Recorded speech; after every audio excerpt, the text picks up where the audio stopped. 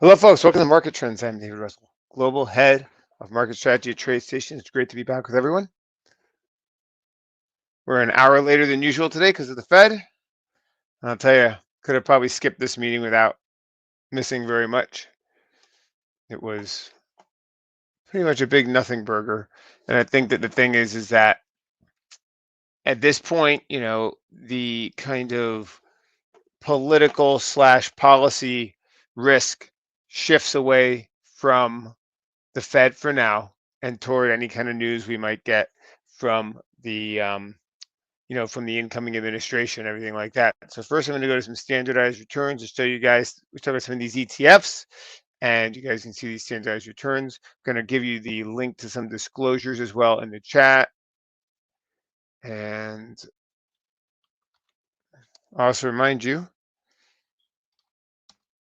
first that you can go to tradestation.com, and you can then click on Insights.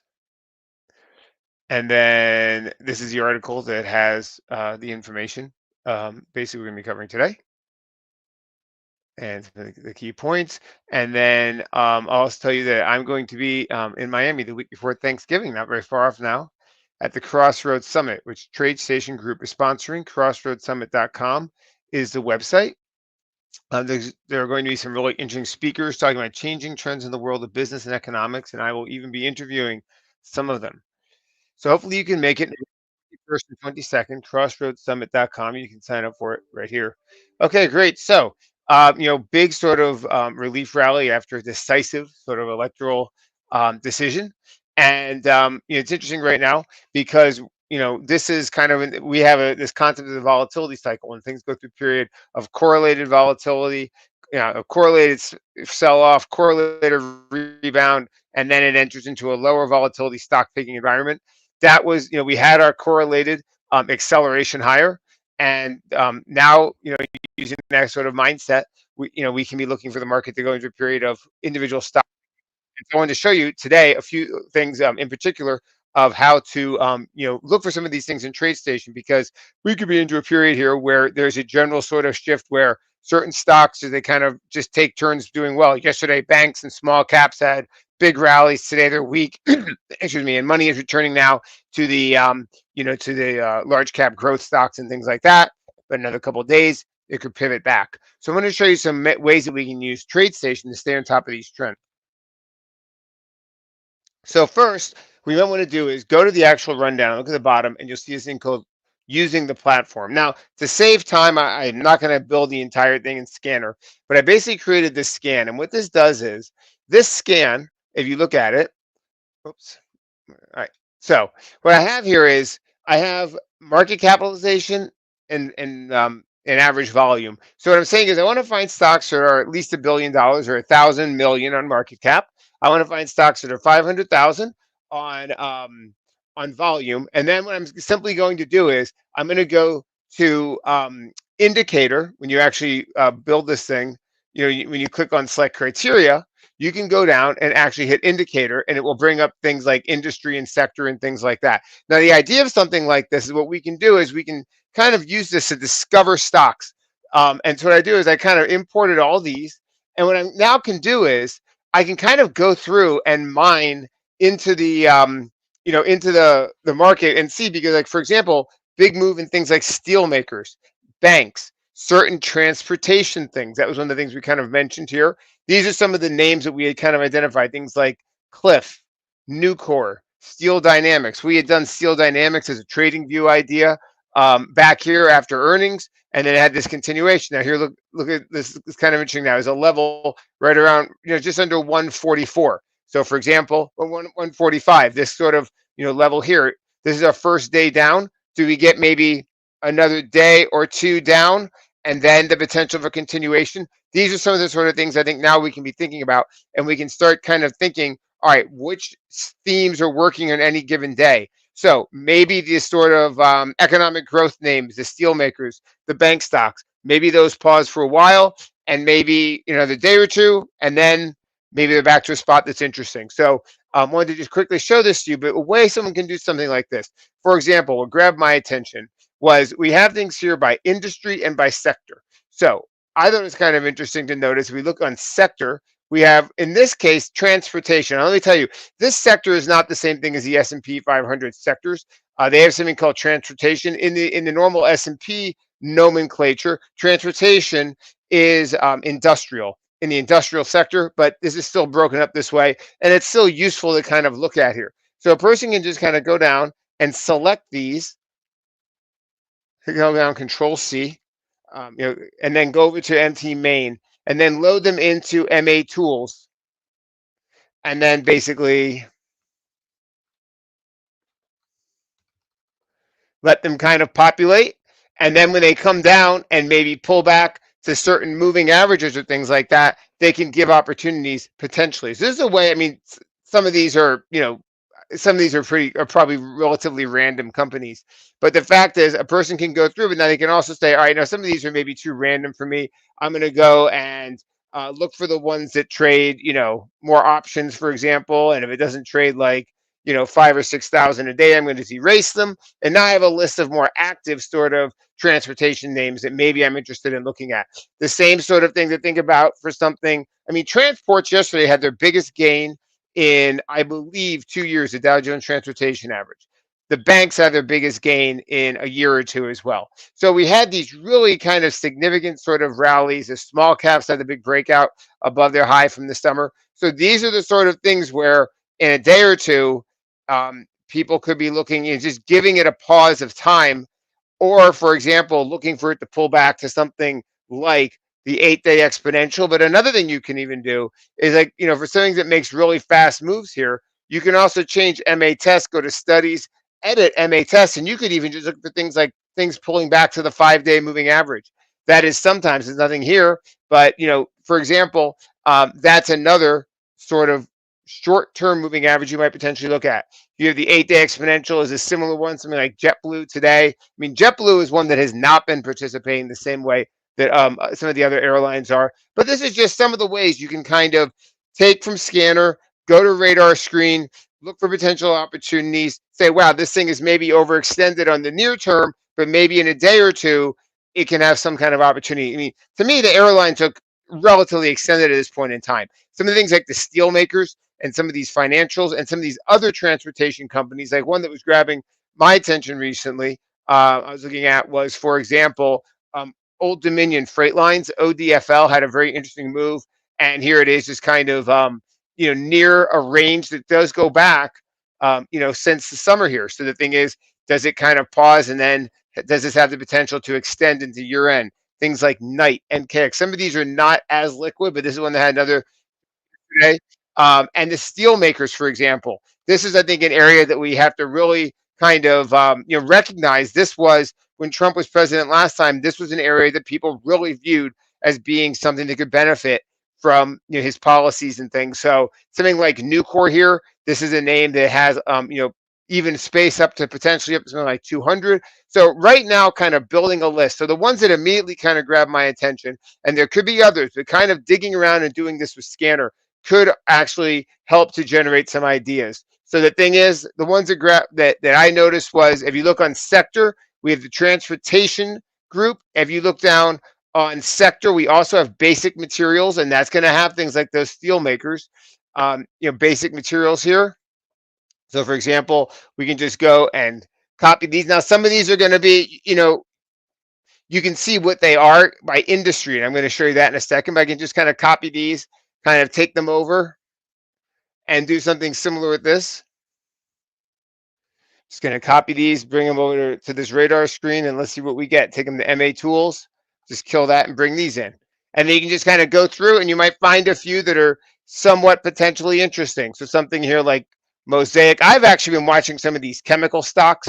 For example, Eastman in particular was one that I've been watching here.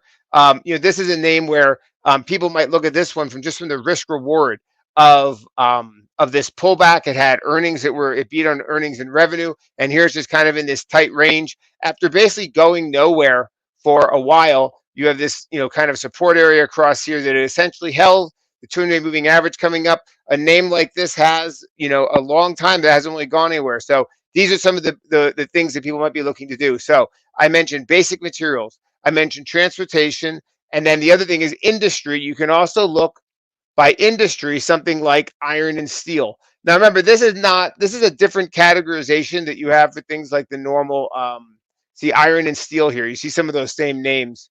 That's just another kind of way to look at it. So, just wanted to very quickly mention that. And of course, financials is another big area where people might want to be looking. And, there are times when the financial industry gets moving and small companies can really come to life. One of these articles we did recently here was this article about Synchrony Financial. If you actually look here on I did this article on some interesting call activity in SYF, and SYF here basically had this down here. Someone rolled. Well, we couldn't tell what it was, but we knew that it was something that was potentially bullish. And the reason is they basically took the November calls right here from the 60 strike and the 65 strike. So they were buying the 60s and selling the 65s. Now, that could have been a vertical spread outright they just opened, but the volume was below open interest at the 60s. So it's possible they were long the stock and they had basically sold the 60s at a previous time. They bought those back and opened up the potential for a higher move. It's just interesting how it went straight to that strike price. So we wrote that article. You might want to just kind of check that out. But these are some of the sort of things when you dig around, there's things like COF and DFS, which have a merger, and there's a potential maybe of more friendliness to M&A and all that sort of stuff. So in the financial space, there can be a lot of names that can kind of potentially move. And what's interesting is some of these sort of things, and some of the names I watch sometimes are names like CNO. I mean, these are like smaller sort of companies that when they move and the overall group moves as a herd, it can there can be a lot of sort of opportunities. This is a small sort of life insurance companies. These companies have different sort of things with businesses like annuities and things. And when things move in the right direction for these can have momentum. So digging into something like the financials, I want to just mention that we all have our own list of things, but there's also opportunities and things that we might miss. And this is where Scanner can always help us. So I think we're entering that sort of time now where if we do have something of a regime change in the market and we do have this sense of this sort of secular thing and a return to what we saw in 2016 and 17, that sort of thing comes back.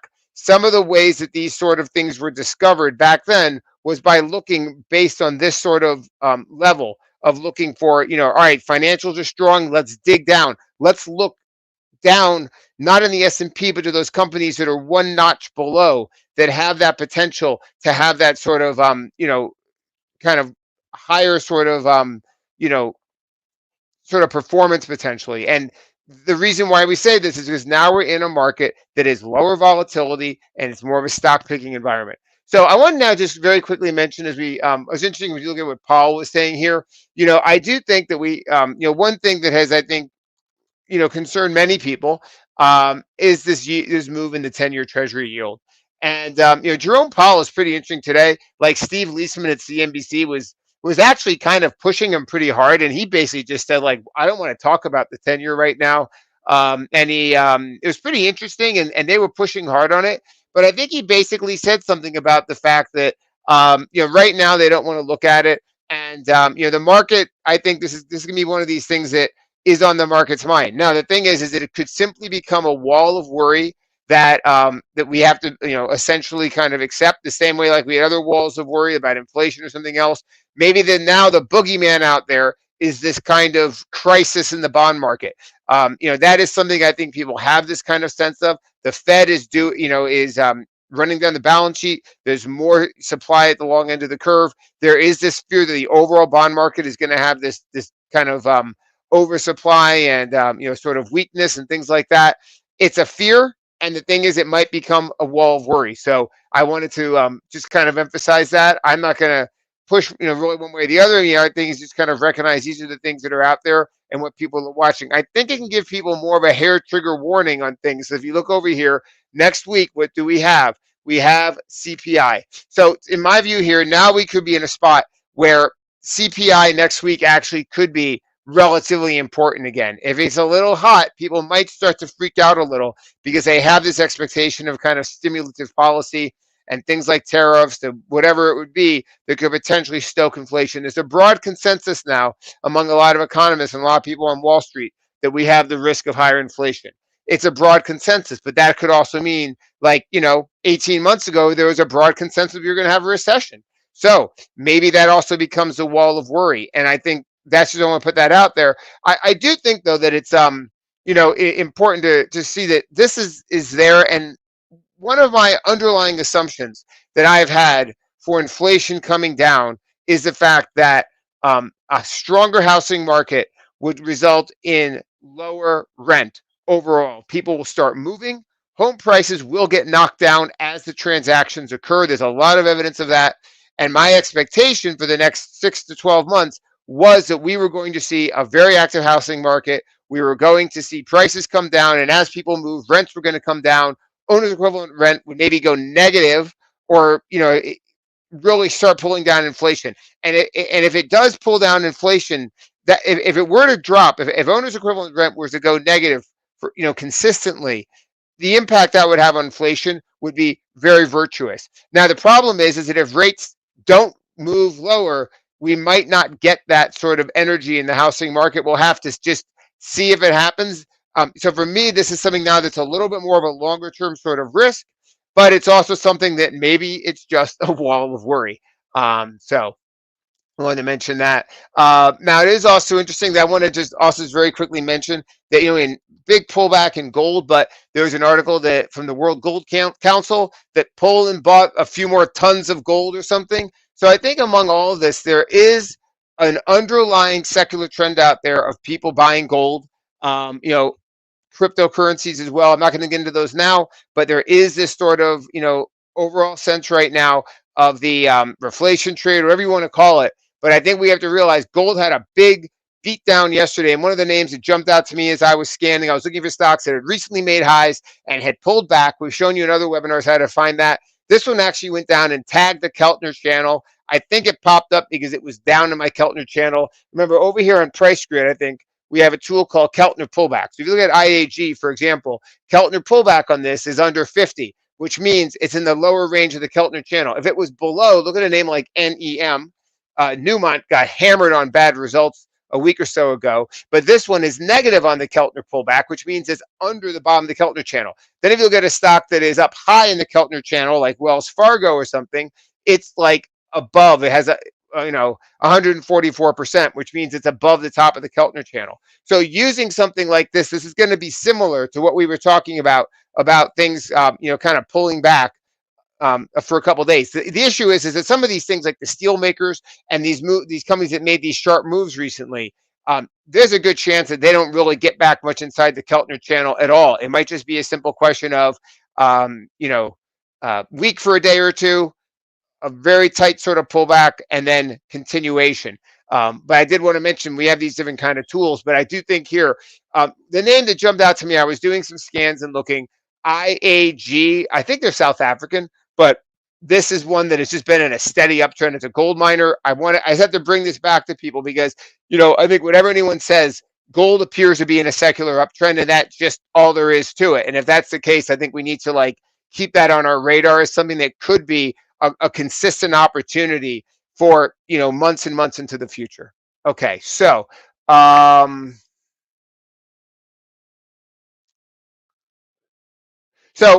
it's funny, when I was preparing this webinar, one of the things I had thought about doing that I didn't do was China, because honestly, I mean, there's a chance that the big news this week was not the American presidential election, but it will be the Chinese stimulus that could be announced. It's expected to be announced tomorrow. So I want to just kind of turn to some of these Chinese names, because I think we have to realize here that the Chinese are now going from naughty to nice in terms of how they treat investors. And there could be a certain degree to which people view China as a more investor friendly market than they view the United States at a certain point in time, where maybe there's going to be different sorts of rules or whatever people might worry about. But at the same time, then you have something like China, which is deliberately trying to stimulate not only its economy, but its financial market. So this is something now that I want to kind of look through very quickly. Alibaba, BABA, this is here a name that has basically pulled back, held the 50-day moving average. And so, let's take a look at Option Station Pro, because a person might look at Alibaba, look at the chart first and say, all right, this high was up around 117. Now, if you look at this, I think we have a weekly chart here we can also see that essentially there could be some reason here. And you look at the support here area here, these old highs that are now turning into support going back some time. I think you can see here that we do have the potential of a longer term downtrend that is now flattening out. And now there's a potential catalyst that could bring it higher. So, for example, is it possible if they announce some kind of good stimulus that BABA can go back toward 120? Maybe you think so. So, for example, this is purely, just for educational purposes, just to kind of illustrate some of the things that can be done with options and using Option Station Pro. A person, for example, could say, you know what?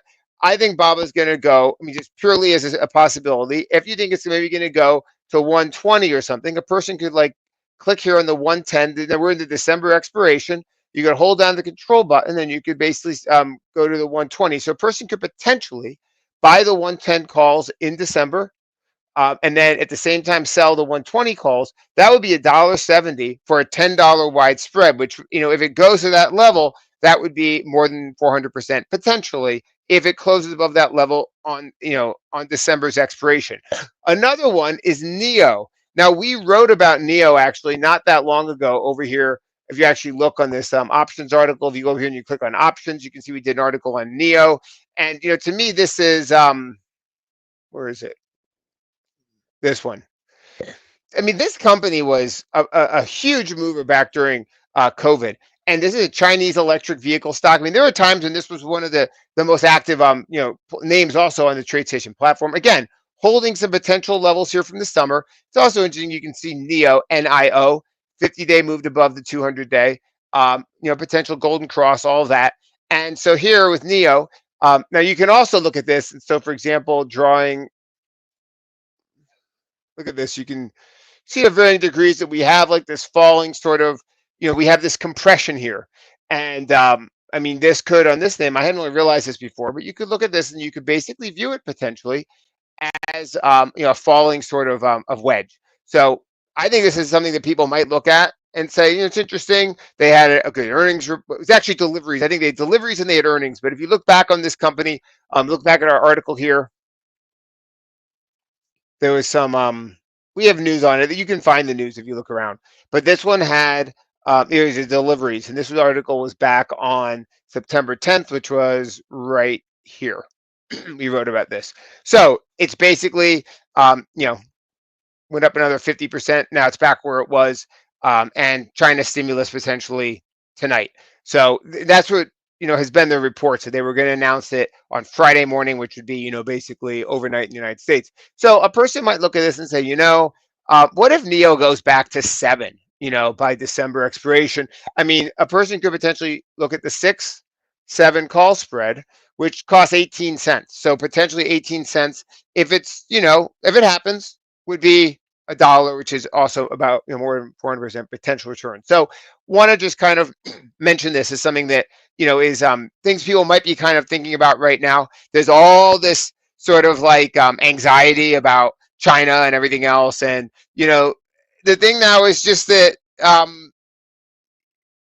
the news is now priced in, right? Well, I mean, the fear is priced in. It could be something now where people they sold the news and now buy the rumor. Maybe that is the view. Or maybe there are troubles with China later, but at the same time, by December, does it maybe have something of a bounce before then? Or maybe is it simply a question of using a vertical spread limits the risk to the debit that you pay so that therefore it has that potential to actually give you maybe a risk reward that could even be attractive relative to actually taking the risk on owning the shares. So again, these are just some of the sort of things that people might think about doing with options, and I wanted to share those. Now I was looking at Apple as well. Now the options didn't jump off the page the same way to me, but I do think it's important we look at Apple here. Is it basically it's also kind of down near the bottom of the Keltner channel. A lot of negativity in a name like this, but again, just a lot of negativity.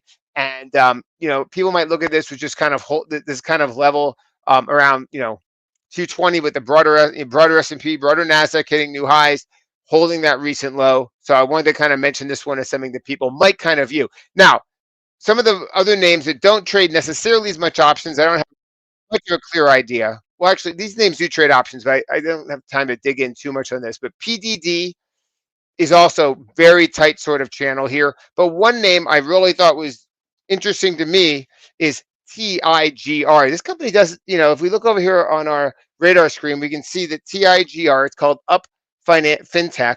It does trade 60,000 contracts a day, which is a good amount. This is a Chinese brokerage. So if China is looking now to stimulate their financial markets and investing and things like that, then this might actually be something that people look as well. So I didn't have time to look at the options chain on this, but it trades a lot of options. So this might be something else where people kind of look at some of these names. Another name that jumped out that I think is just something that, given the kind of, the potential for maybe things like military spending or anything like that we might see under the new administration.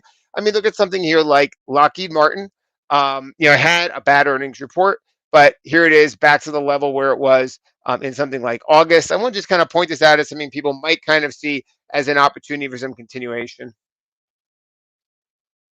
All right.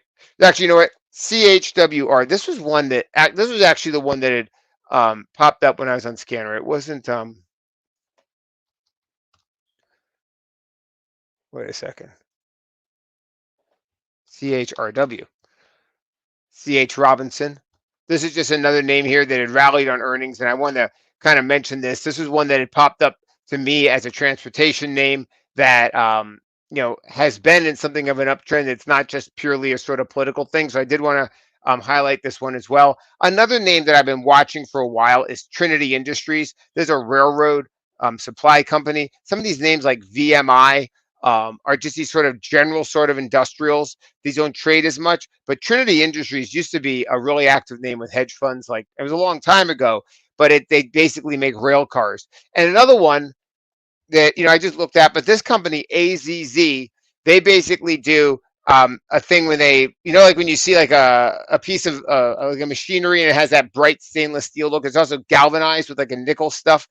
Basically they do that sort of processing. So I think it's interesting to see a name like this that I've actually been watching here, and it's kind of at the top of this sort of channel. And if you look at it, how it's been making these higher lows recently. Now, again, these are not names that are as active and as well known, but the thing is that if we are entering that sort of thing of a focus on American industrial activity, names like AZZ, also ATI, is another sort of metal name that could potentially get interest. But we had talked about Steel Dynamics. The big ones are Steel Dynamics, Nucor, and CMC Commercial Metals. So want to mention that. Now, don't forget the thing that grabbed my attention with Steel Dynamics is this level at this high from back here in April.